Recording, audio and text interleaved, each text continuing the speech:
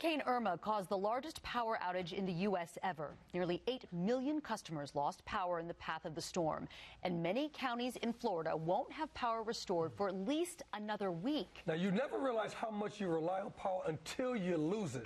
Here to tell us how to best prepare for power outages is Rusty Wise with Mr. Sparky, and we need to talk about this. Hello, sir. How are you doing today? Great. I'm great. How are you doing? It really is the truth. I think it's one of those things we sort of take for granted, right, until we're without it. Yeah, I think the hurricanes have taught us a lesson how dependent we are on power with Wi-Fi, your phone service. When you're out of power, you'll lose more than you think you'll lose. So when we're talking about, kind of walk us through a little bit about what things that we rely on that we always kind of forget about, we take for granted. Well, right now, Wi-Fi, your whole house, a lot of people are dependent on Wi-Fi. If you lose power, you'll lose your Wi-Fi, your internet, your TV, your cable, even your phone system, and even your cell phone service, possibly if the cell tower goes down. But when Andrew came along, we were more analog, and the communication was still there. But now with the hurricanes they're finding out that there's hardly no communication. That's a very good point. You say that one of the best ways we can prepare is by having a generator. That's correct. You need a backup power source.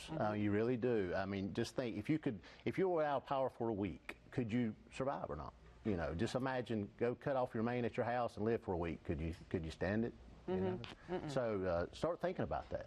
So how does a generator work, and how is it hooked up to your house in regard to losing power? Well, a generator, whether it's a portable or standby, is an engine-driven device, just like the power company. They just use a larger generator. Oh, okay. So basically, the steam station or the nuclear power plant is turning a generator just like you can at your home. So they're doing the same thing. So it's an engine-driven alternator that produces power. Can we talk about the different kinds of generators? There's one that we want to show everybody. It's Yes. a carry type, is that correct? That's the carry suitcase type. That's the type that's very quiet. You'll see it at the tailgate games, things like that, very quiet. That will power a refrigerator or freezer, so that might be all you need. Yeah. But what if I'm going to power my home?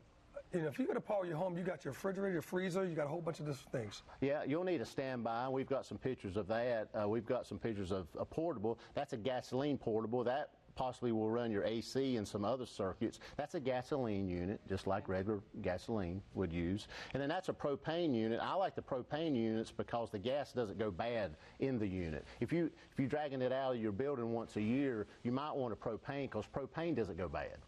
And the carburetor doesn't stop up, and that sort of thing. So, Rusty, how do you know what is the right size generator for your home? How do you know which one you need? Well, if you call us, we'll come out and do a sizing program and tell you, first of all, you need to be thinking, what can I live without? What can I not live without? And just tell us, and then we can size a generator for your needs.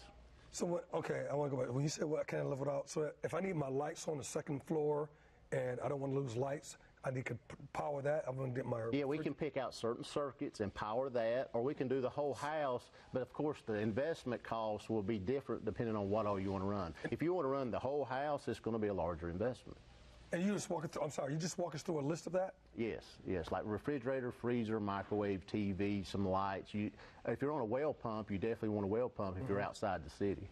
And we should mention, too, that Mr. Sparky installs and services generators, correct? Yes, we've been doing this for over 30 years, and we're bombarded. We install a lot of units, as you see on the screen there.